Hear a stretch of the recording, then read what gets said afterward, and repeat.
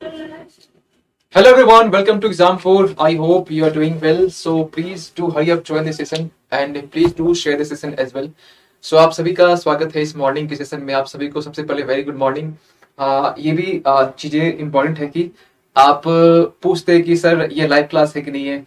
हाँ, ये premiere class है बिल्कुल, लेकिन ये थोड़ा एक दिन पहले रिकॉर्ड होती है, आप ही लोग के लिए होती है, क्योंकि 6 बजे आपको मालूम है कि थोड़ा कुछ चीजें इश्यूज है, इसलिए 6 बजे मॉर्निंग को अगर मौका मिला तो हमें 6 बजे लाइव भी हम आएंगे। लेकिन फिलहाल अभी ये आपका जो टाइम है ना, ये टाइम आपके लिए वेस्ट ना चले जाए, ठीक है। और इस वेस्ट को बचाने के लिए, इस टाइम को आपके लिए इंपॉर्टेंट बनाने के लिए हम कहीं ना कहीं आपके लिए पहले से रिकॉर्ड करके लाते हैं, ताकि आपका जो ये मॉर्निंग का जो टाइम है खासकर, इसमें आप नए नए कंटेंट, नए नए कॉन्सेप्ट को आप जब करंट अफेयर्स के फॉर्म में जब पढ़ते हैं तो आपकी कहीं ना कहीं जो नॉलेज है, जो आपकी एनालिटिकल जो थिंकिंग है, वो आपकी कहीं डेवलप होती है, ठीक है। तो चलिए, आप सभी लोग से रिक्वेस्ट है कि वेरी गुड मॉर्निंग बोलना पड़ता है, क्योंकि आप कहीं सोचते हो कि सर ये तो टाइम आपका कुछ और शो कर रहा है, लेकिन आप यहाँ पर मॉर्निंग बोल रहे हैं क्योंकि आपके इस सेशन के जब रन हो जैसे होता है ना, उसके अकॉर्डिंग हमने ये आपसे मॉर्निंग का है, ठीक है। तो आई होप कि आप मेरी बात को समझ पा रहे होंगे, मेरी बात को सुन पा रहे होंगे। तो थोड़ा कोशिश करेंगे अपनी साइड से कि सेशन को शेयर करने का। और चलिए स्टार्ट करते हैं बिना बिना टाइम वेस्ट किए। आज हमारे पास 4 ऐसे आर्टिकल है, 4 टॉपिक है करंट अफेयर्स के, जो कि आपके एग्जाम के लिए इंपॉर्टेंट बहुत ज्यादा है। यूपीएससी की हम बात करें, यूपीएससी में आपके प्री की हम बात करें, मेंस की बात करें, या फिर चाहे हम इंटरव्यू की बात करें, तो तीनों में हम बात करें तो तीनों के लिए मेरे क्लास के जो टॉपिक्स हैं, मेरे क्लास में जो आप टॉपिक्स को एक्सप्लेन की जाती है, ये आपके हर लेवल के लिए, चाहे आपके प्री हो, मेंस हो, इंटरव्यू, तीनों के लिए इंपॉर्टेंट है। आपके नॉलेज को इनहेंस करने के लिए इंपॉर्टेंट है। आप यहाँ से नोट्स बनाएंगे, बिल्कुल बनाएंगे, क्योंकि यहाँ पर चीजें थोड़ी सी हैंड रिटन में भी होगी, और यहाँ पर टॉपिक कुछ इमेजेस, कुछ टॉपिक यहाँ पर पीपीटी फॉर्मेट में होंगे, लेकिन यहाँ पर ऑलमोस्ट आपको लिखने पड़ेंगे 90%, यानी 10% की चीजें यहाँ पे चीजें रहेंगी आपके सामने। चलिए स्टार्ट करते हैं। सबसे पहला टॉपिक आपका जो है ना, ये आपने सुना भी होगा कि अभी रिसेंट में ग्लोबल हंगर जो इंडेक्स यानी वैश्विक भूख सूचकांक जो है 2022 का, अभी रिसेंटली ये रिलीज किया गया है ना, ये रिपोर्ट अभी रिलीज किया गया। अब इस रिपोर्ट में आपके लिए जानने वाली बात यह है कि इस रिपोर्ट में अभी इंडिया की जो रैंक आई है, वो कहीं ना कहीं मतलब सेटिस्फेक्शन वाली जो रैंक है ना, वो नहीं आई है। ये रैंक इंडिया को कहीं ना कहीं एक मतलब इंडिया के लिए एक चिंता का विषय हो सकता है, लेकिन इंडिया ने अभी इस रैंक को एक्सेप्ट किया नहीं है। इंडिया ने ये कहा कि इसकी जो पूरी जो मेथोडोलॉजी है, जो रैंक, जो ये रिपोर्ट रिलीज करने का जिस बेसिस पर, जिस क्राइटेरिया पर ये जो रैंक, इस रिपोर्ट में रैंक रिलीज की जाती है, स्कोर दिया जाता है, ये पूरा जो मेथोडोलॉजी है ये पूरा गलत है। इस पे एक सवाल उठ चुका है। अब दूसरी बात ये है कि हम पहले ये बात कर लेते जो आपके प्रीलिम्स के लिए कुछ ज्यादा इंपॉर्टेंट हो सकता है ना।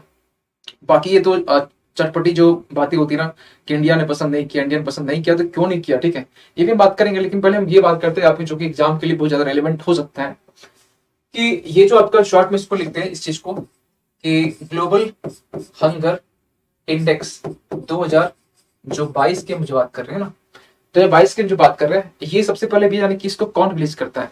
एक यूरोपियन एनजीओ है, नॉन गवर्नमेंटल ऑर्गेनाइजेशन, यूरोप के, ठीक है, यूरोप के एक एनजीओ है। इस एनजीओ का नाम आपके लिए इंपॉर्टेंट है, क्योंकि प्रीलिम्स में चीजें, ऐसी चीजें इंपॉर्टेंट होती है, क्योंकि अगर ये इंडिया का जो हंगर इंडेक्स है, हंगरनेस से हम जो बात करते हैं, भूख जो सूचकांक है, इसको ये डिटरमाइन कर रहा है, तो कहीं ना कहीं ये जो रिलीज कर रहा है ये भी आपके लिए इंपॉर्टेंट हो जाता है, ठीक है। तो GHI हम जो यहाँ पे लिखे ना, इसे कौन रिलीज करता है? 2022 की हम बात करें तो हर साल ये रिलीज होता है। सबसे पहले ये एनुअली रिलीज होता है, ठीक है, एनुअली ये रिलीज होता है, पहली बात। दूसरी बात यहाँ पर ये है कि ये जो रिलीज करता है ये यूरोप के, ठीक है, यूरोप के एक एनजीओ है, ठीक है, एक एनजीओ है। इस एनजीओ का नाम मेरे ख्याल से आपको ये मालूम होना चाहिए। इस एनजीओ का जो नाम है, इसका नाम है concern world wide, concern world wide. आप बोले इतना ही है? नहीं, और एक नाम इसमें जुड़ा हुआ है, कौन सा? एंड इसमें एक नाम आपका है वेल्थ हंगर लाइफ, साथ में ही है, ठीक, WEALTH, वेल्थ, इसी में एच आपका हो गया हंगर लाइफ, ठीक है, ये आपका ई है, ये नाम है, ठीक है। ये नाम अगर हिंदी से भी लिखेंगे तो इसको भी हिंदी से यही लिखना पड़ेगा, बस इसको हिंदी से जो देवनागरी बोलते हैं उस फॉर्म में लिखना पड़ेगा। ये नाम जो है ना, ये एनजीओ जो कि रिलीज करता है, आई होप कि आपने ये नाम तो ये इंडेक्स के बारे में सुना होगा, हर साल रिलीज होती है। और पिछले साल की हम बात करें, पिछले साल में इंडिया का जो रैंक था, इंडिया का पिछले साल में आपका रैंक था इसमें 101। देखिए जितना इसमें रैंक कम, जितना रैंक कम उतनी अच्छी बातें, मतलब बोल सकते कि उतना ही अच्छा, ठीक है। जितना इसमें स्कोर कम उतना बेटर, यानी कि इसमें स्कोर के लिए एक रेट, एक आपका एक पैरामीटर है जो कि स्कोर जो है ना, इसका स्कोर की बात करें तो स्कोर में इसका ये होना चाहिए कि इसमें 0 से लेकर 100 तक, ठीक है। जब ये रिपोर्ट रिलीज की जाती है तो इसमें रिपोर्ट्स के जरिए स्कोर आपको दी जाती है, हर एक कंट्री को कुछ स्कोर प्रोवाइड की जाती है, और ये जो स्कोर है ना, ये 0 से लेकर 100 तक ही होता है। 0 से 100 तक जब ये होता है ना, तो 0 और 100 के बीच में ही आपका सबका रैंक होता है।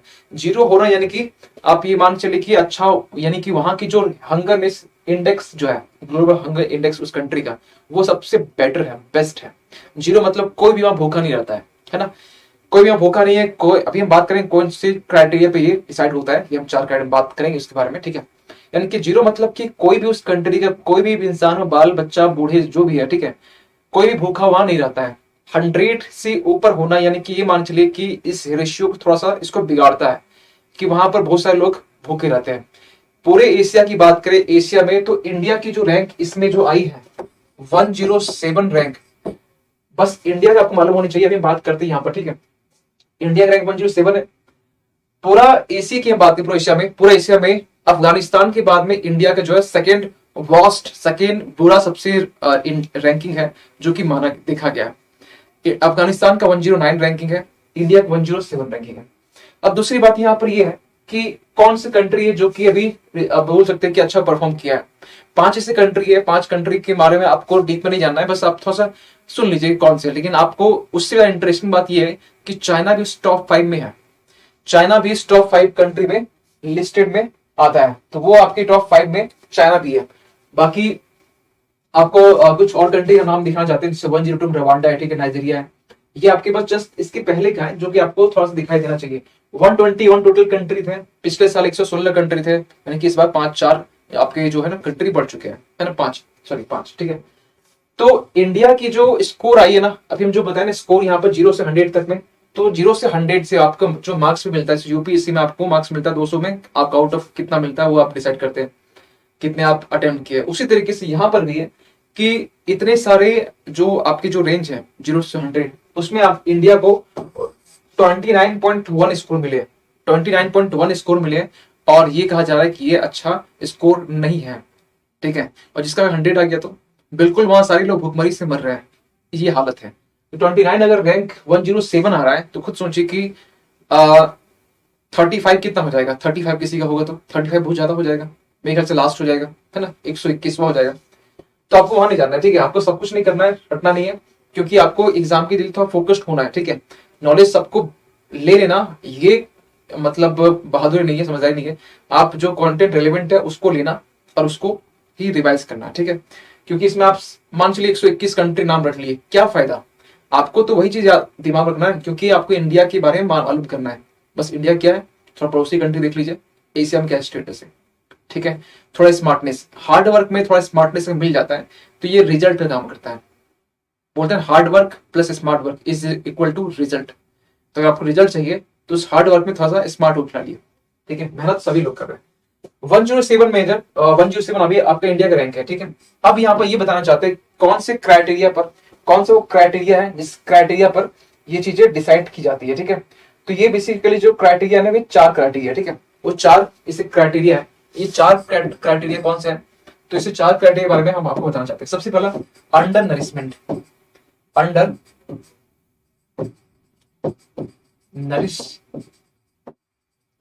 अंडर नरिशमेंट यानी कि आपको प्रॉपर तरीके से आपको न्यूट्रिशन मिल नहीं रहा है, आपको प्रॉपर तरीके से जो खाना मिल रहा है ना उसमें से पेट भरने के लिए खाना खा रहे हैं, उसमें कोई ना प्रोटीन है, ना विटामिन है, ना कार्बोहाइड्रेट्स है, ना प्रॉपर तरीके से कुछ मतलब न्यूट्रिशन इसमें शामिल है। तो ये आपको हो गया अंडर नरिशमेंट, यानी कि आप अंडर नरिश हो। ऐसे कितने लोग हैं जिन्हें प्रॉपर तरीके से बस मिल रहा है, दाल चावल मिल रहा है, लेकिन अगर हम बात करें विटामिन के, कार्ब्स के, प्रोटीन्स की, ये सब कुछ चीजें नहीं मिल रही है, वो खाने में है ही नहीं। जैसे आज के टाइम में जो आपको पीडीएस सिस्टम के जरिए यानी पब्लिक डिस्ट्रीब्यूशन सिस्टम के जरिए जो आपको अनाज मिलता है, राशन कार्ड, सिंपल सी बात। तो राशन कार्ड के जरिए जो आपको अनाज मिलता है ना, वो अनाज में क्या आप उसमें ये पाते हैं कि क्या उसमें प्रॉपर तरीके से न्यूट्रिशन है? नहीं पाते हैं। वो बस पेट भरने के लिए कि भूखा कोई ना सोए, मेन मोटो ही है। जो आपका फूड कॉर्पोरेशन एफसीआई जो उसका मेन मोटो ये कि देश भूखा ना सोए, ठीक है। लेकिन अंडर नरिशमेंट ये चीजें है। दूसरी बात, एक होता है चाइल्ड वेस्टिंग, एक होता है टर्म वेस्टिंग, एक होता है स्टंटिंग।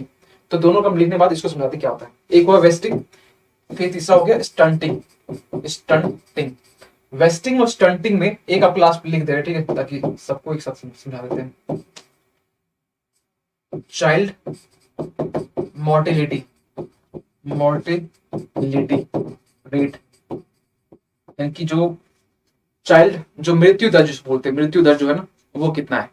यानी कि जो बच्चा होता है 0 से लेकर 5 साल की उम्र में, 5 साल की उम्र में शुरुआत दौर में बच्चा जन्म लेने के साथ में कब तक वो जिंदा रहता है, कब तक वो सांस लेता है, ये बोल सकते हैं। तो ये मोर्टिलिटी रेट क्या है। बहुत सारे बच्चे जन्म लेते ही उनकी डेथ हो जाती है, बहुत सारे 1 साल में होता है, ठीक है, कुछ 2 साल 3 साल। तो इंडिया में इसकी हालत भी थोड़ी सी बोल सकते हैं कि अच्छी नहीं है, बहुत बुरी है, ठीक है। तो हम बात करते हैं पहले वेस्टिंग बारे में। वेस्टिंग क्या होता है? वेस्टिंग, अब थोड़ा ध्यान सुनिए कॉन्सेप्ट को।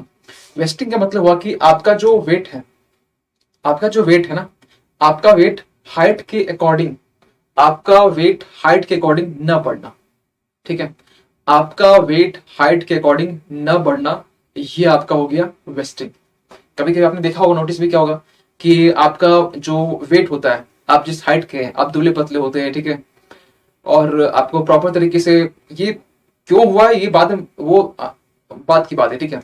लेकिन वेस्टिंग मतलब ये हुआ कि आपकी वेट नहीं बढ़ रही है आपकी हाइट के अकॉर्डिंग, आपके हाइट के अकॉर्डिंग जब वेट ना बढ़ना उसको बोलते हैं वेस्टिंग। अब आते हैं स्टंटिंग में क्या होता है।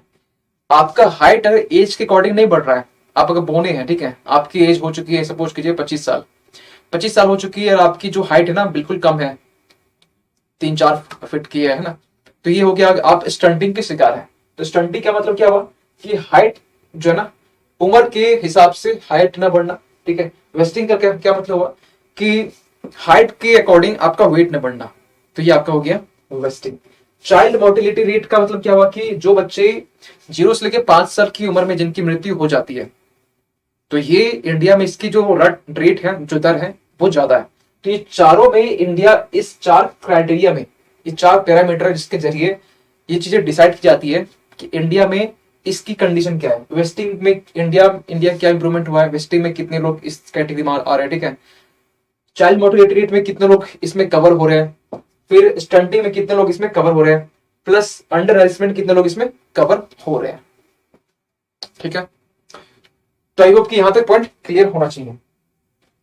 अब एक सवाल ये आता है कि लास्ट जैसे 2020 की हम बात करें, कोविड 19 के बाद हम जब बात करें, तो उसके बाद से जो ये ना थोड़ा स्थिर सा है। ये हंगर जो इंडेक्स है ना, इसमें हर एक कंट्री की हम बात करें या फिर पूरे ग्लोबल लेवल की हम बात करें, पूरा विश्व की बात करें, तो पूरे विश्व में जो आपका हंगर इंडेक्स है, पूरे विश्व का हम बात करें एक बनाकर, ठीक है। अभी तो हर एक कंट्री के दे चुके हैं ऑलमोस्ट, ठीक है, कि हर एक कंट्री की जो इंडेक्स किस तरीके से रिलीज की गई है, इंडिया क्या है। अब पूरे एक कंट्री को हम पूरे वर्ल्ड को एक बॉडी मान लिया, ठीक है, उसकी हंगर इंडेक्स क्या है। तो इस हिसाब से ये देखा गया है कि पिछले साल के कंपेयर में, इसके पहले साल के भी कंपेयर में, यानी कोविड 19 के बाद में, और एक डेट डिसाइड किया 5 साल के, हम देखा जाए 5 साल पहले क्या था और 5 साल बाद क्या है। 2017 में एक टाइम डिसाइड किया, 17 में कंडीशन क्या था, अभी क्या है।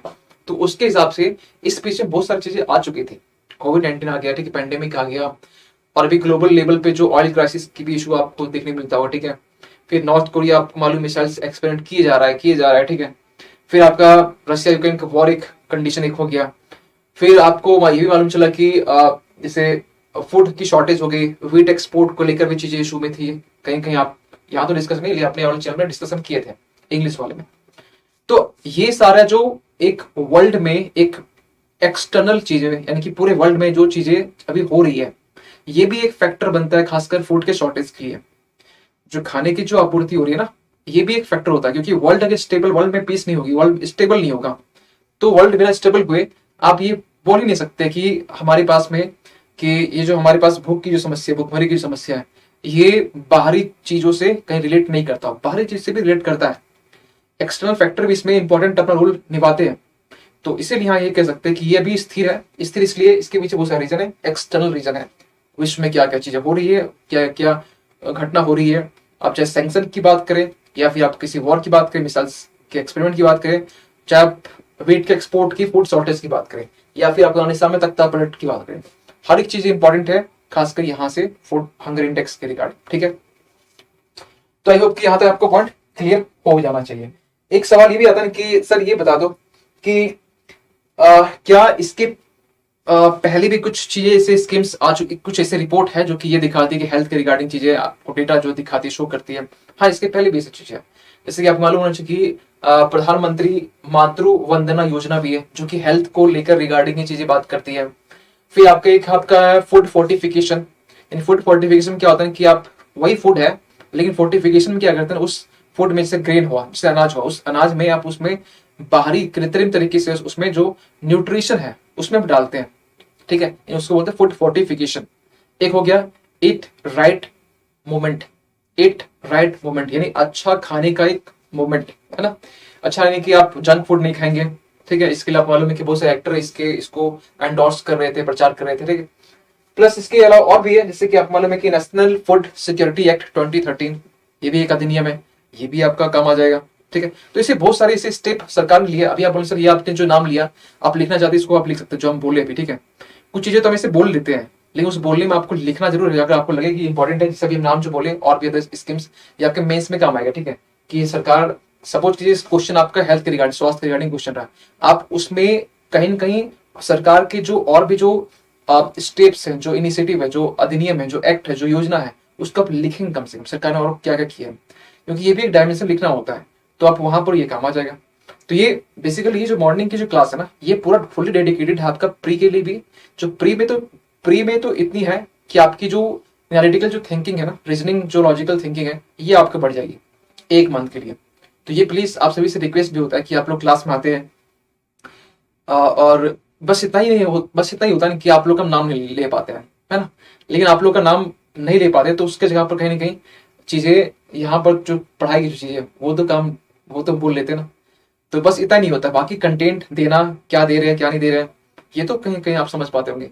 लेकिन कोई बात नहीं, 5 बजे आपसे तो मिल रहे हैं शाम को। ठीक है, 5 बजे आपसे जो साइंस रिपोर्टर की जो थी मैगजीन वाली कंटिन्यू हो रही है मंडे से, तो ये भी आपको थोड़ा सा ध्यान रखना है। ठीक है, चलिए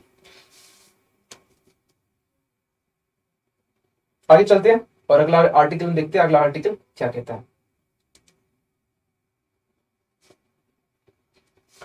तो अगला आर्टिकल है ना, ये आपका अगला आर्टिकल इलेक्टोरल बॉन्ड से है, चुनावी बॉन्ड से। चुनावी बॉन्ड क्या होता है, थोड़ा इसको समझते हैं अच्छे से, क्योंकि ये आपका पॉलिटिक्स पार्ट है, जीएस पेपर 2 का ये पार्ट है। और पेपर 2 में ये चीजें इंपॉर्टेंट होती है। क्यों? क्योंकि पेपर 2 में कहीं ना कहीं आपको उसमें जीएस पेपर 2 की बात करें तो पॉलिटी, कॉन्स्टिट्यूशन, गवर्नेंस हो गया, आईआर हो गया, सोशल जस्टिस हो गया, फिर आपका ये जो 4 पोर्शन है ये इसमें डिवाइड है। चारों को ध्यान रखना पड़ता है क्योंकि इसमें आईआर और आपका जो सोशल जस्टिस है, गवर्नेंस है, 4 क्वेश्चन आए थे। ठीक है, तो वेटेज सबका इक्वल होता है। चुनावी बॉन्ड क्या होते हैं और ये करंट में क्यों है? करंट में इसलिए क्योंकि आपको मालूम होना चाहिए, रिसेंटली सुप्रीम कोर्ट ने सरकार से ये पूछा है कि इसमें ट्रांसपेरेंसी, जो पारदर्शिता की हम जो बात करते हैं, वो उसके बारे में क्वेश्चन मार्क खड़ा किया है।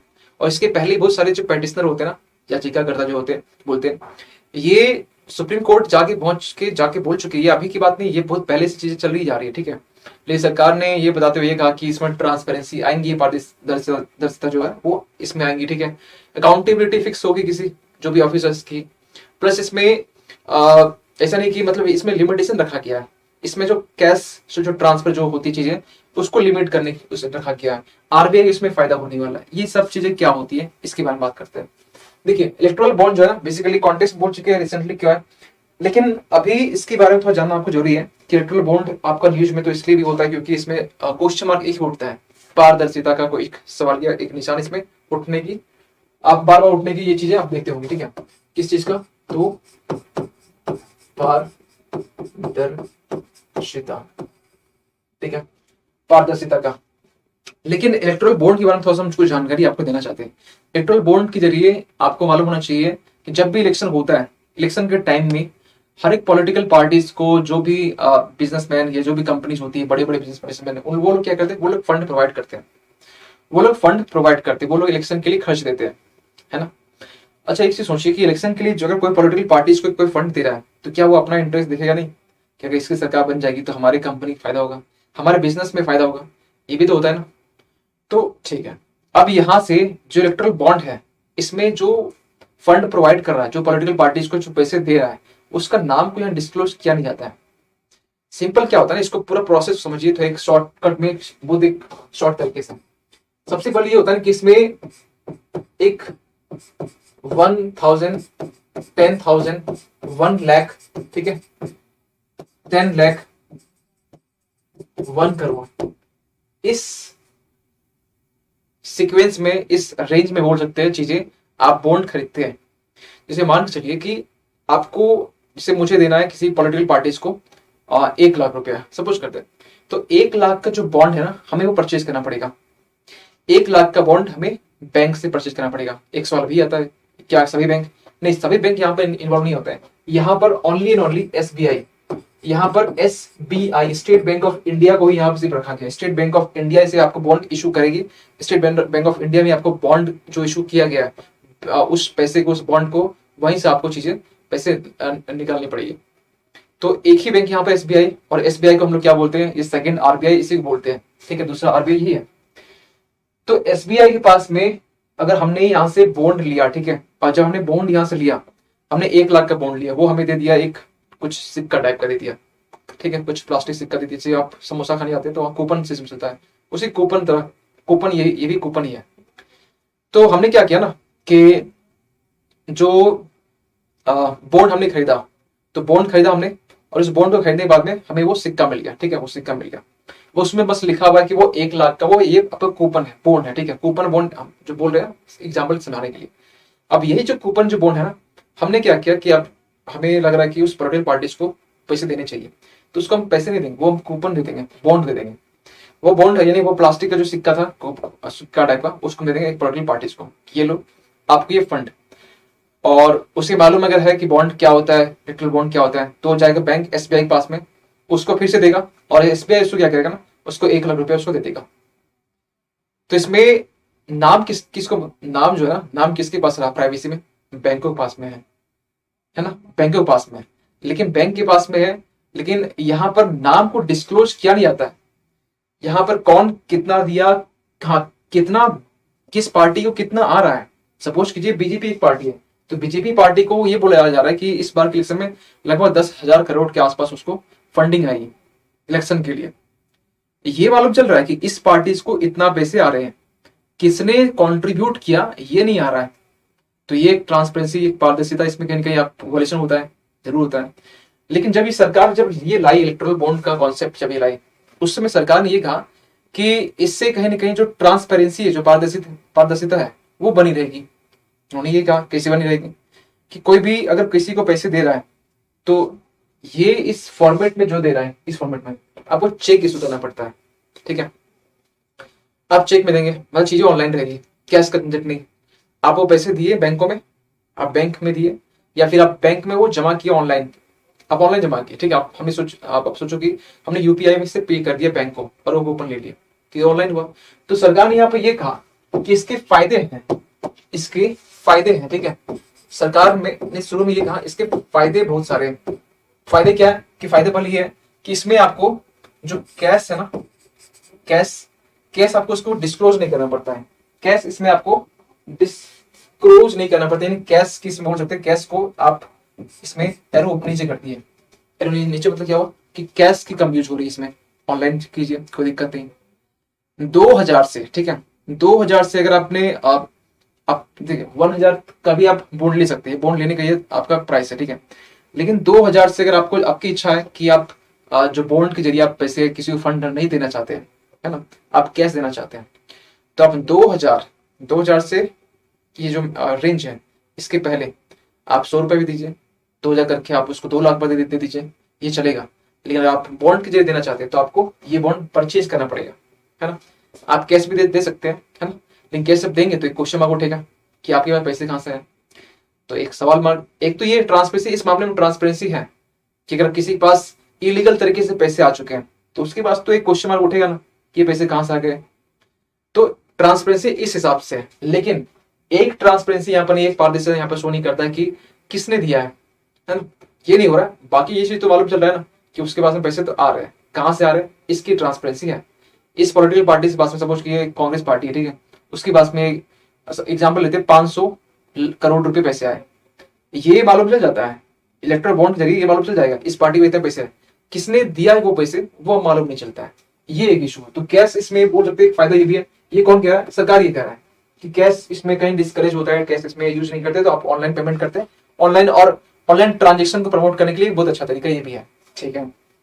इसी के साथ इन्होंने ये भी कह दिया कि अगर आप बॉन्ड के जरिए, इलेक्ट्रल बॉन्ड के जरिए आप अगर चीजों को लेते हैं, फंडिंग दे रहे हैं किसी भी पॉलिटिकल पार्टीज को, आपको टैक्स में छूट मिलती है, तो आपको टैक्स में छूट मिल जाती है। अब ये सोच के फंडिंग बिजनेस क्लास तो देती है, लेकिन जो आम जो जनता है वो भी दे देती है, कोई भी दे सकता है, कोई भी दे सकता है, लेकिन आप ये उम्मीद ना करें कि वो जो फंडिंग आपको मिलने वाला है ये कोई एफडी का अमाउंट नहीं है, फिक्स डिपॉजिट नहीं, आपका सेविंग अकाउंट है, ये चला गया तो चला गया। अगर आपको पॉलिटिकल पार्टी से बहुत ज्यादा दिलचस्पी है तो आप दे सकते हैं, कोई दिक्कत नहीं है, लेकिन बॉन्ड के जरिए देना ये सही रहेगा। फायदा बस इतना ही होगा कि थोड़ा बहुत आपको, जैसे आप अगर बहुत आपकी एनुअल इनकम अगर अच्छी खासी है, ठीक है, आप 15-20-30 लाख रुपए कमा रहे हैं, ठीक है, सब कुछ बहुत ज्यादा नहीं है, इतना कमा रहे हैं, 20-30 लाख कमा रहे हैं पूरे साल भर का, आपने कुछ दे दिया, थोड़ा बहुत आपको इनकम टैक्स में थोड़ी मिल जाएगी, लेकिन कौन सी बड़ी बात होगी, आपने तो उतना दे दिया वो सर ना। तो ये एक तरीका है इसमें आप लोग को गुमराह किया जा सकता है, ठीक है, चलिए कोई नहीं। सरकार ने ये भी कहा कि इसमें जो पारदर्शिता है, इन ट्रांसपेरेंसी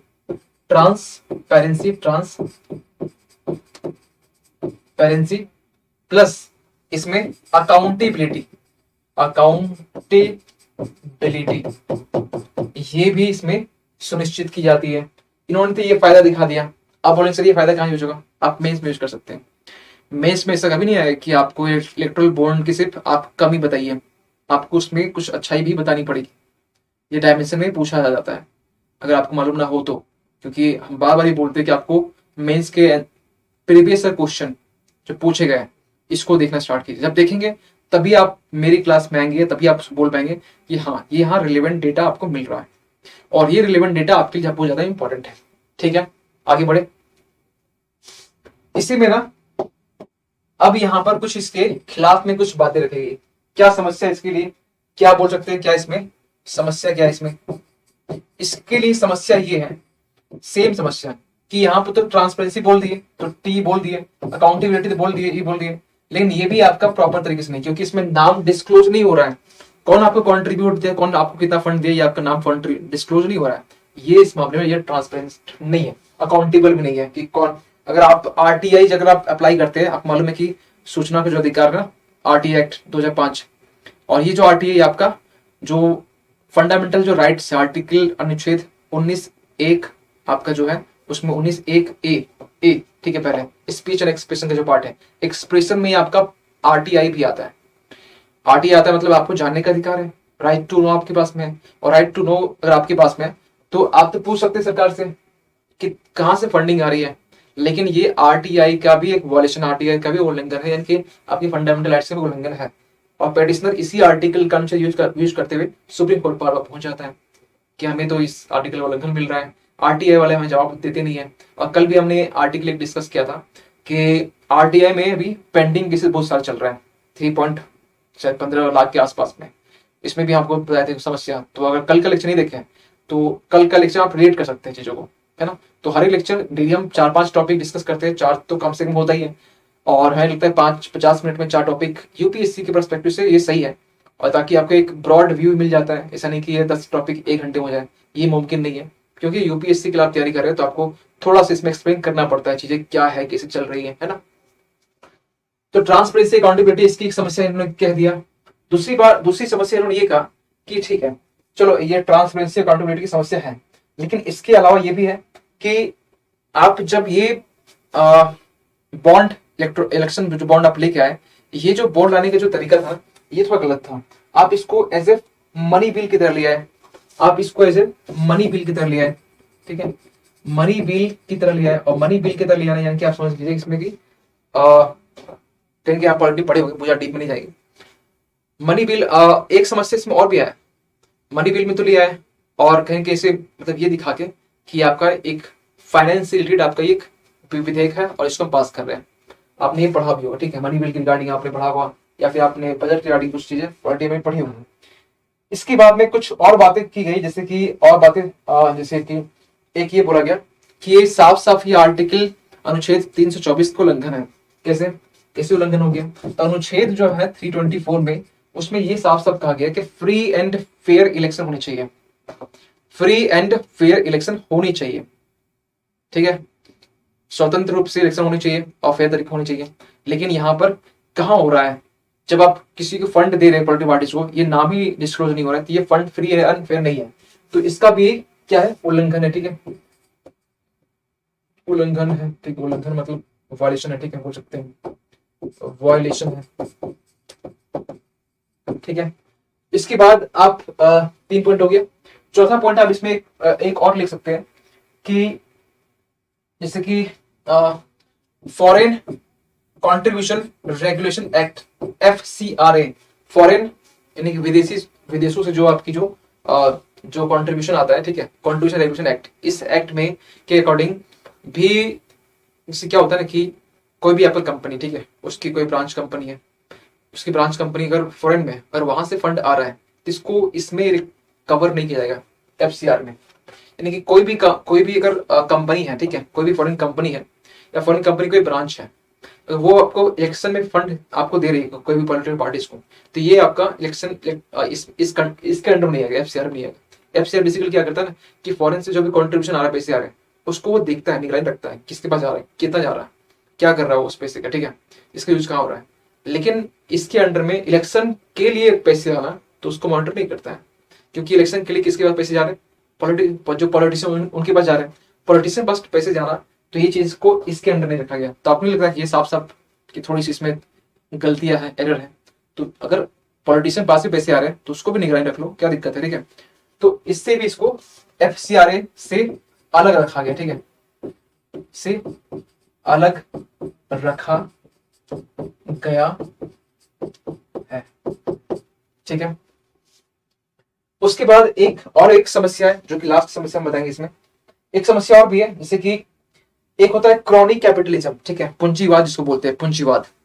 एक होता है पूंजीवाद, एक होता है क्रॉनी। क्रॉनी मतलब क्या, करप्शन बोल सकते हैं, करप्शन बोल सकते हैं, या मतलब मिली भगत बोल सकते हैं हिंदी से, ठीक है। क्रॉनी कैपिटल मतलब मिली भगत कैसे, कि अगर मान चलिए कि अगर आप किसी को फंड दे रहे हैं किसी पॉलिटिकल पार्टीज को, तो आप अपना कहीं के इंटरेस्ट देख पा रहे होंगे कि मेरा कुछ इंटरेस्ट है इस पॉलिटिकल पार्टीज में, क्योंकि अगर ये पार्टी जीतेगी तो हमें कहीं प्रॉफिट होगा, इसके लिए भी हम बोल सकते हैं।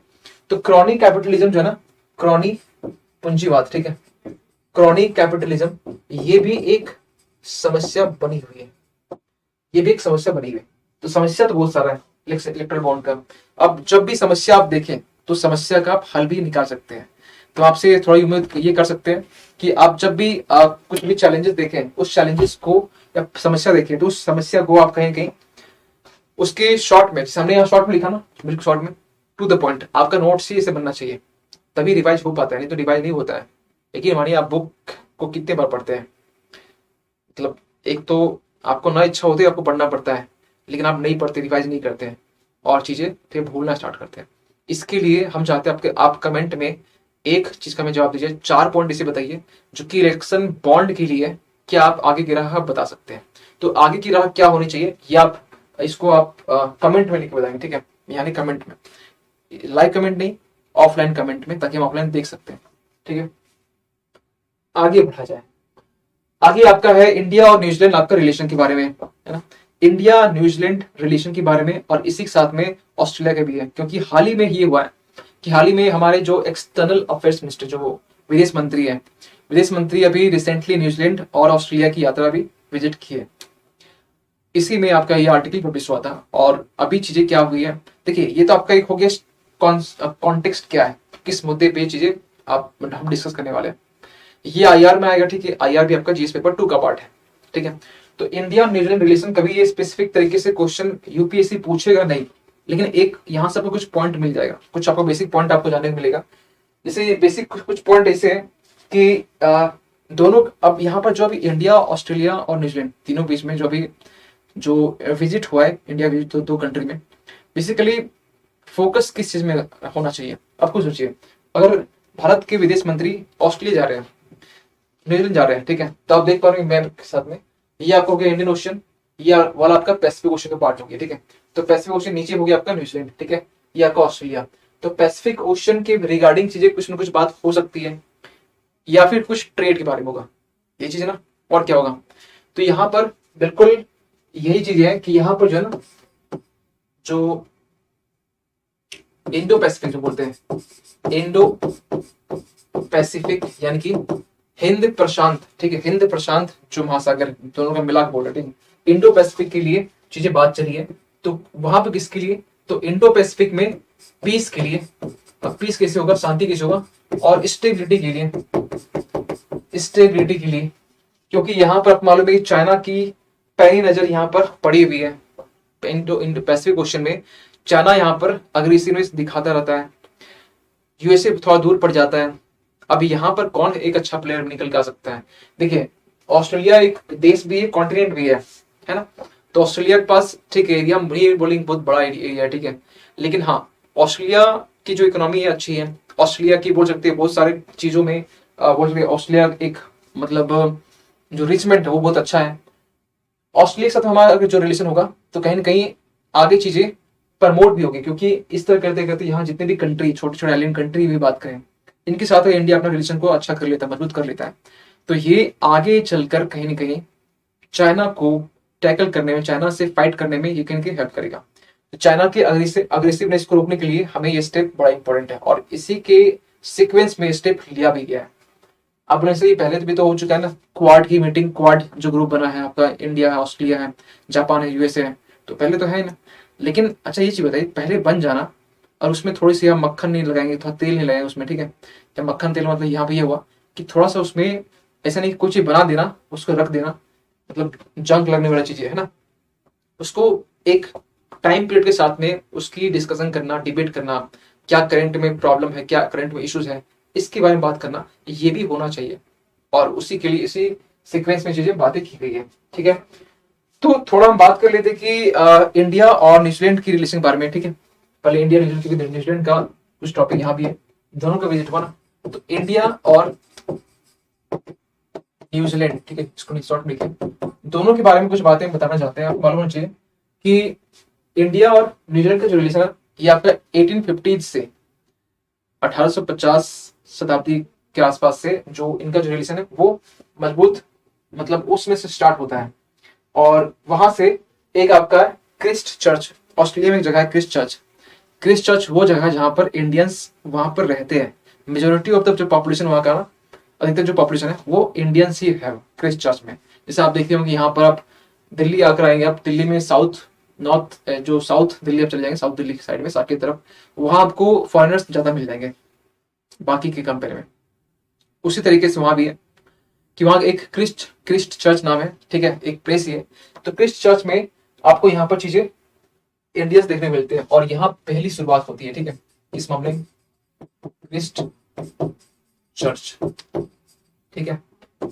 दूसरी बात, इंडिया न्यूजीलैंड की बात करें, दोनों की रिलेशन, आपको स्पेसिफिक इसके बारे में पढ़ना नहीं है, बस थोड़ा बहुत कुछ आइडिया होना चाहिए इंडिया और इस दो कंट्रीज में क्या चीजें है, ठीक है, बहुत ज्यादा डीप में नहीं पढ़ना है। इसके बाद यहाँ पर ये कि दोनों जो है ना, दोनों कंट्री साथ में आजाद हुए 1947, और दोनों कंट्री के बीच में 1950 का वो टाइम, जिस टाइम में डिप्लोमेटिक रिलेशन यानी कि एम्बेसी जो सेटअप होती है ना, जो क्या उसको बोलते हैं इंग्लिश, क्या बोलते हैं उसको, राजदूत बोलते हैं, राजदूत। तो डिप्लोमेटिक जो रिलेशन है आपको 1950 में स्टार्ट हुआ, यानी कि आजाद हुए सेम टाइम में, ठीक है, आजादी सेम टाइम में हुई, लेकिन जो डिप्लोमेटिक रिलेशन है, डिप्लोमेटिक जो रिलेशन है ये आपका 1950 में हुआ, 1950 हुआ। कुछ बेसिक बातें, ठीक है। इसके बाद दोनों कंट्री के बीच में कुछ और भी बातें हुई, जैसे कि आपको मालूम है दोनों कंट्री कहीं ना कहीं, अगर हम बात करें ह्यूमन राइट्स के बारे में बात करें, मानवाधिकार के बारे में बात करें, या फिर जब भी उत्तर और दक्षिण जब डायलॉग होता है उस मामले में भी दोनों साथ में रहते हैं। या फिर हम कोविड-19 की बात करें उसमें भी साथ में आपको देखने को मिला होगा, ठीक है। इसके बाद हम ग्लोबल अगर विश्व शांति की बात करें उसमें साथ में देखने को मिला होगा, ठीक है। डिसआर्मामेंट की बात करें उसमें साथ में देखने को मिला होगा, ठीक है। जो इंटरनेशनल टेररिज्म जो आप एक वर्ड यूज करते हैं अंतर्राष्ट्रीय आतंकवाद के बारे में, इसमें भी ऑस्ट्रेलिया इंडिया का एक एक मतलब एक पक्ष में देखने को मिलता है। तो यहाँ हम कह सकते हैं कि दोनों की जो समानता है ना इस फील्ड में है कि दोनों की जो थॉट है, दोनों की जो आइडियोलॉजी है, खासकर जो नाम बोले, ये नाम हम यहाँ पर लिखना चाहते हैं, ठीक है। चाहे आतंकवाद हो, विश्व आतंकवाद बोल सकते हैं, आतंकवाद हो, या फिर आप ये मान के चलो कि विश्व शांति की बात करें, विश्व शांति की बात करें, ग्लोबल पीस की बात करें, या फिर हम बात करें इसमें जो क्या बोलते हैं उसको, इसमें जो मानव अधिकार के बारे में बात करें, मानव अधिकार के बारे में बात करें, या फिर एक लास्ट में इसमें लिखना चाहेंगे, या फिर इससे बात करें डिसआर्मामेंट के बारे में। डिसआर्मामेंट, डिसआर्मामेंट का मतलब क्या होता है? इसका मतलब आप आर्म्स को आप छोड़ने की तरफ जो पहल होती है, यानी कि अपने जो न्यूक्लियर आर्म्स है, न्यूक्लियर जो वेपन्स है, उसको छोड़ने के बाद आप अपने वेपन्स को जितना कम करने की कोशिश करते हैं। डिसआर्मामेंट, आर्म को डिसआर्म, यानी कि आर्म को आर्म वेपन्स, डिस मतलब कि उसको रिड्यूस करना, तो डिसआर्मामेंट की तरफ आगे बढ़ना। कोविड-19 ऐसे भी है। तो ये इसके बारे में कुछ पॉइंट है जो कि शॉर्ट में आपको हम बताएं। आगे थोड़ा हम बात कर लेंगे इसी में कि इंडिया और ऑस्ट्रेलिया के बीच में, ऑस्ट्रेलिया की, क्योंकि ऑस्ट्रेलिया, इंडिया और ऑस्ट्रेलिया, ठीक है,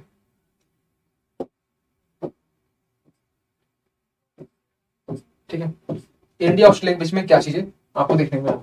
देखिए, ऑस्ट्रेलिया और इंडिया के दोनों के बीच में आपको मालूम है कि दोनों पहले से आपस में जुड़े हुए हैं।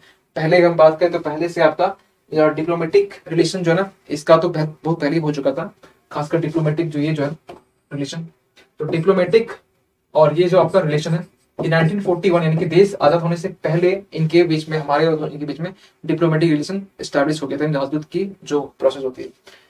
लेकिन इसके अलावा जो है ना, खासकर बहुत सारे ऐसे और भी हमारे और उनके बीच में रिलेशन, ऐसे हमारे दोनों कंट्री बीच में एक स्ट्रेटेजिक रिलेशनशिप है जो कि 2+2 मीटिंग को भी कंडक्ट करवाता है, ठीक है। जैसे हम और में बात करें जैसे 2+2 मीटिंग, 2+2 डायलॉग जो बोलते हैं, इसमें क्या कौन कौन होते हैं? तो 2+2 डायलॉग में आपका बेसिकली फॉरेन मिनिस्टर होते हैं और एक आपका एक कौन सा फॉरेन, एक आपका डिफेंस मिनिस्टर, ठीक है।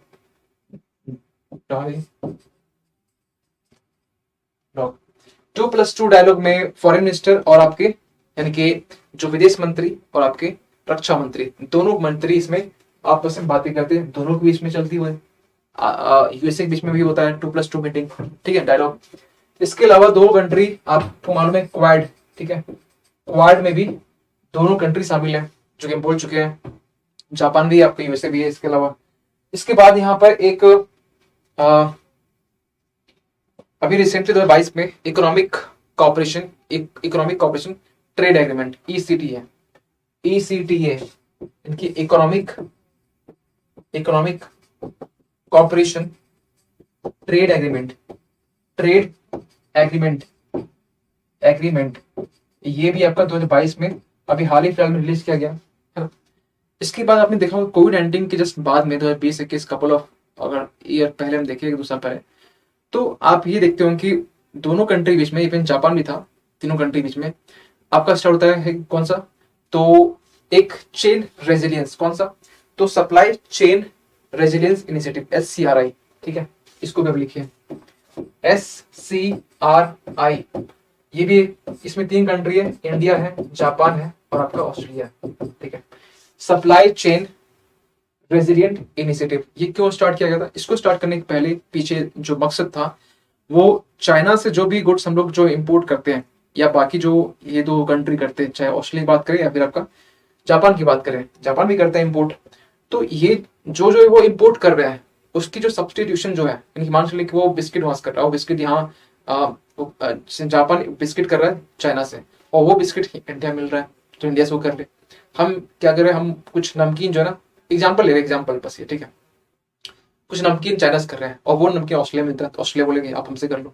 मतलब जो चीज की कमी है वो तीनों कंट्री आपस में मिलकर उस चीज को पूर्ति कर ले, चाइना के ऊपर डिपेंडेंसी को कम कर दे, कम नहीं, उसको बिल्कुल छोड़ दें। इसके लिए स्टार्ट किया गया था SCRI, supply chain resilient initiative, supply chain resilient initiative. ठीक है, आई होप कि ये पॉइंट क्लियर होगा। ठीक है,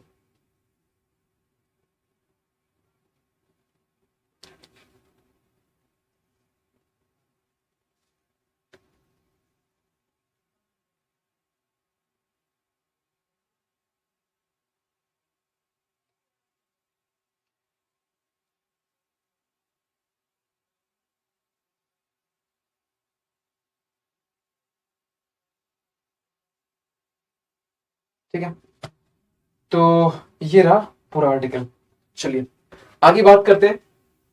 तो हमारे पास एक आर्टिकल और है, लेकिन हमें लगता है कि थोड़ा टाइम की कमी है, तो थोड़ा टाइम की कमी है, क्योंकि इसलिए टाइम की कमी होने के कारण इस आर्टिकल को हम सोच रहे हैं कि नेक्स्ट टाइम डिस्कस करेंगे। और क्योंकि डिस्कस करने में थोड़ा टाइम लगता है, थोड़ा नहीं अच्छा टाइम लगता है, तो आई होप कि थोड़ा सा रिविजन कर लेते हैं। इस आर्टिकल को हम नेक्स्ट डे हम कर लेंगे। तो देख लेते हैं फटाफट से हमने क्या यहाँ पर कवर किया। ज्यादा कवर नहीं किया, 3 आर्टिकल कवर किए, क्योंकि 3 आर्टिकल थोड़ा टाइम लग गया आज। ये कोशिश करेंगे कि जो आर्टिकल्स है वो और भी थोड़ा स्पीड करके इस चीज को आगे करने का, क्योंकि स्टार्ट करने का कर देंगे, लेकिन जो आपका आर्टिकल था बेसिकली आप थोड़ा दिखाना चाहते हैं। ठीक है, थोड़ा देख लीजिए। ये आपका जो बहुराज्य सहकारी समितियां है, इनकी मल्टी स्टेट कोऑपरेटिव सोसाइटीज, इसके रिगार्डिंग है। तो हमें लगता है कि 4 टॉपिक अगर कॉम्प्रिहेंसिव में करें तो बड़ा हो जा रहा है, हमें जैसा हमें लग रहा है 4 टॉपिक। हाँ, अगर हम ये करें कि 3 टॉपिक को अगर 3 टॉपिक तक रखें तो 3 टॉपिक हमें एक से सही लगता है, 3 टॉपिक सही है। 4 टॉपिक हमें से लगता है थोड़ा बहुत ज्यादा बड़ा हो जाएगा। और 4 टॉपिक हाँ हो सकता है, लेकिन जब छोटे छोटे लगे तो हो सकता है, कोई दिक्कत नहीं है। अगर ये टॉपिक में छोटा लगता है तो कर लेते हैं। ये टॉपिक अपने आप बहुत बड़ा टॉपिक है, हम ये बताना पड़ेगा कॉपरेटिव का जो कॉन्सेप्ट कब आया। ठीक है, कॉपरेटिव जो वर्ड है इसे फंडामेंटल राइट्स कब बनाया गया, इसे आर्टिकल 19 कब इंक्लूड किया गया, ये सारी चीज हमें इसे डिस्कस करना पड़ेगा। ठीक है, तो हम सोच रहे कि इसको ना करते हुए थोड़ा रिवाइज कर लेते हैं, फिर हम देख लेते हैं क्या चीज है, फिर क्लास को पॉइंट अप करते हैं। देखिए वैसे टाइम तो है थोड़ा बहुत, नहीं छोड़ दीजिए, 50 मिनट में छोड़ना पड़ता है। ग्लोबल हंगर इंडेक्स 2022 ये हमने देखा, इसमें देखा कि इंडिया की रैंकिंग 107 आई है। हमने ये भी देखा कि इंडिया की रैंकिंग 107 आई है। तो इसमें भी 4 जो क्राइटेरिया है, जिस पैरामीटर के हिसाब से के बेसिस पर ये चीजें एनालाइज की जाती है, वो भी हमने देखा। अंडर एम्बेरसमेंट हो, बस वेस्टिंग हो, स्टंटिंग हो, चाइल्ड मोटिलिटी रेट हो, ये भी हमने देखा। फिर हमने ये भी देखा कि स्कोर 0 से 100 के बीच में स्कोर दिया जाता है। इंडिया का स्कोर इस बार 29.1 है। ये बस दिमाग में रखना नहीं है, मतलब एक आइडिया होना चाहिए, हाँ इतना मिला है। 107 तो हम बोल चुके हैं। एक यहाँ पॉइंट हम बोले, यूरोप ये रिलीज कौन करता है, यूरोप के एक एनजीओ है, नॉन गवर्नमेंटल ऑर्गेनाइजेशन जो है, इसका नाम है concern world wide wealth hunger line. ये जो आपका है ये रिलीज करता है इस चीज को, ये आपको एटलीस्ट मालूम होना चाहिए। ठीक है, दूसरी बात यहाँ पर यह है कि जो इलेक्ट्रल बॉन्ड है, ये हम बात किए। इलेक्ट्रल बॉन्ड रिसेंटली आपने देखा होगा कि सुप्रीम कोर्ट ने सरकार से पूछा है कि ठीक है कि जो कॉन्ट्रीब्यूटर का जो नाम है वो डिस्क्लोज क्यों नहीं हो रहा है। ठीक है, इलेक्ट्रल बॉन्ड में ये होता है ना कि जो नाम होता है डिस्क्लोज नहीं होता है, लेकिन हाँ बॉन्ड के जरिए आपको पैसे मिल जाते हैं। SBI के जरिए कहीं कहीं बॉन्ड इशू की जाती है और SBI में पैसे इशू भी होता है। ये इस शॉर्ट में चीजें आपको बॉन्ड इशू किया जाता है 1,000, 10,000, 1 लाख, 10 लाख और 1 करोड़। फायदे बहुत सारे इसके शुरू में सरकार ने बताया, हमने बात किया। कैश जो आप कैश के जरिए जो आप फंड प्रोवाइड करते हैं, ये कहीं डिस्करेज होता है ना। टैक्स में छूट मिल जाती है अगर आप इलेक्ट्रल बॉन्ड के आप ये ऑनलाइन या फिर बोल सकते हैं बॉन्ड के जरिए आप फंडिंग करते हैं, तो ट्रांसपेरेंसी बनी रहती है, अकाउंटेबिलिटी बनी रहती है। समस्या ये इन्होंने ये कहा कि दोनों में फिर समस्या है, पूरी तरीके से ट्रांसपेरेंसी नहीं, पूरी तरीके से पारदर्शिता नहीं है इसमें, ये भी हमने बात किया। मनी बिल के बारे में हमने बोला कि इस इलेक्ट्रल बॉन्ड को money as a money bill की तरह से लाया गया था। और मनी बिल का लाना यानी समझ सकते हैं कि चीजें थोड़ी सी पार्लियामेंट लोकसभा फेवर में चली जाती है, यानी लोकसभा फेवर में चीजें। आर्टिकल 324 की का वर्जन है जो कि फ्री एंड फेयर इलेक्शन की जो के बारे में जो बात करता है, तो फ्री एंड फेयर इलेक्शन के बारे में जो बात कर रहा है, इसके अगेंस्ट में चीजें भी चली जाती है। FCRA के बारे में हमने बात किया कि FCRA से ये अलग रखा गया। FCRA हमने ये भी कहा कि FCRA के जरिए कहीं कहीं जो फॉरेन से जो फंडिंग आती है, अब जो इलेक्शन के लिए जो फंडिंग आ रही है ना, तो उसको इससे अलग रखा गया FCRA में। तो ये भी एक बोल सकते एक एरर है, एक लूप होल से। क्रॉनिक कैपिटलिज्म भी हमने कहा इसके बारे में कि इसके जरिए कहीं कहीं जो सरकार है और जो बिजनेसमैन है, ठीक है, जो बिजनेसमैन है उसके बीच में एक तालमेल सा होता है। अपने एक इंटरेस्ट को सर्व करने के लिए सरकार, जो बिजनेसमैन है, सरकार के साथ एक फंड प्रोवाइड करता है, और सरकार आने के बाद में उसी के इंटरेस्ट को सिर्फ सर्व करती है सरकार। ऐसी चीजें आपको देखने को मिलता है खासकर इस समस्या के मामले में। फिर लास्ट में बात किया इसके इंडिया न्यूजीलैंड के रिलेशन के बारे में और इंडिया ऑस्ट्रेलिया रिलेशन के बारे में। शॉर्ट में बात किया, बहुत ज्यादा हमने बात नहीं किया, ठीक है। लिखे बहुत शॉर्ट तरीके से, जितना हम लिखे हैं उतना ही आपको लिखना है, ठीक है, क्योंकि जो आप लिखे हैं उसी उतना ही लिखेंगे। तो हमने जो क्लास में हमने जो डिस्कस किया, उस क्लास में हर एक डिस्कशन को आप मेमोराइज कर सकते हैं इस छोटे से नोट्स से, ठीक है। लेकिन ये class, in between the class, जो क्लास के बीच में नोट्स बनाते हैं, तो वो आपका होगा। नहीं तो आप सिंपल ये स्लाइड देख के आप लिख लेंगे तो ये काम फिर नहीं करने वाला उसमें, ठीक है। तो ये पूरा इसके बारे में रहा। तो आई होप कि ये चीज आपको समझ में आई होगी। आपको मालूम है कि सर्वोदय जो बैच है, इसके रिगार्डिंग आपको मालूम है कि अभी फिलहाल 75% का डिस्काउंट चल रहा है ना। और इसके बेनिफिट्स के बारे में आपको मालूम होना चाहिए कि 1200 प्लस घंटे लाइव क्लासेस ये आपको भी प्रोवाइड किया जा रहा है सर्वोदय की तरफ से। 1-to-1 mentorship, mains answer writing, ये भी आपको प्रैक्टिस की करवाई जाएगी। यहाँ पर लेक्चर्स, नोट्स आपको प्रोवाइड किए जाएंगे पीडीएफ फॉर्म में। Prelims mock test, live discussions, ये भी आपको, करंट अफेयर्स प्रोग्राम्स, ये तो चल ही रहे हैं, ठीक है। और डाउट क्लियरिंग सेशन, जो कि सबसे बड़ा इंपॉर्टेंट होता है, क्योंकि बच्चे के मन में डाउट होता है, ये डाउट भी क्लियर करने के लिए ये भी रखा गया। लेने कैसे, आपको पेड कोर्स जाना है, ठीक है।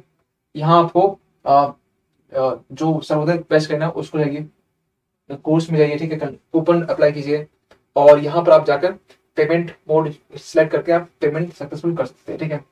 और अगर अभी भी कुछ लोग डाउनलोड नहीं किए एग्जामपुर एप्लीकेशन को, तो एग्जामपुर एप्लीकेशन को आप डाउनलोड कीजिए। ये एप्लीकेशन आपको डाउनलोड करने के लिए प्ले स्टोर जाना पड़ेगा। वहां जाने के बाद में आपको इस चीज सर्च करना पड़ेगा, एग्जामपुर सर्च करेंगे आपको तो आपको मिल जाएगा क्या, तो एग्जामपुर सरकारी नौकरी प्रेप। आप इस एप्लीकेशन को इंस्टॉल कीजिए, ओपन कीजिए, अपने नाम को रजिस्टर कीजिए, और रजिस्टर करने के बाद में यहाँ पर वो सारे जो फीचर्स को आप एक्सप्लोर कर सकते हैं।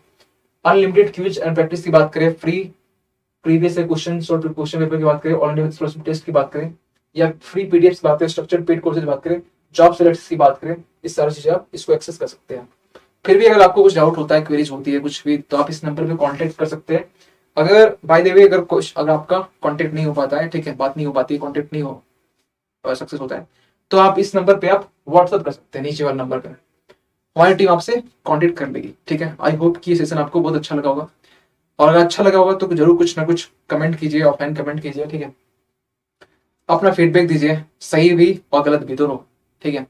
और क्योंकि हम कोशिश करते रहते हैं कि आपको एक अच्छा बेटर कंटेंट और क्वालिटी कंटेंट प्रोवाइड करने की, करंट से बेस्ड हो।